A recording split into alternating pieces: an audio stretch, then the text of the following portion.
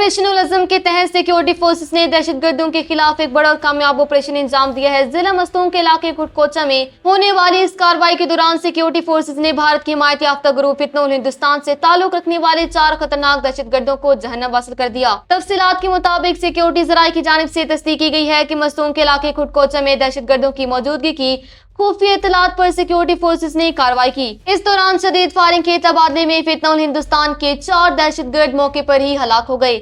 Security forces ने कार्रवाई के बाद हलाक दहशतगर्दों के कब्जे में बड़ी तादाद में असला, बारूदी मवाद और उनके जेर इस्तेमाल मोटरसाइकिलों को तहवील में ले लिया। सिक्योरिटी जराये का कहना है कि फोर्सेस की भरपूर और मौसर कार्रवाई के नतीजे में तंजीम के मुतअद्दिद दीगर दहशतगर्द भी शदीद जख्मी हुए हैं। इसके अलावा दहशतगर्दों की मावनत और सहूलतकारी में मुलविस मुतअद्दिद मुश्तबा अफराद को भी गिरफ्तार कर लिया गया, जिनसे मजीद तहकीकात की जा रही हैं। इलाके में मौजूद मुमकिन सिक्योरिटी खतरात के मुकम्मल खात्मे के लिए सर्च एंड क्लियरेंस ऑपरेशन का दायरा कार मजीद बढ़ा दिया गया है।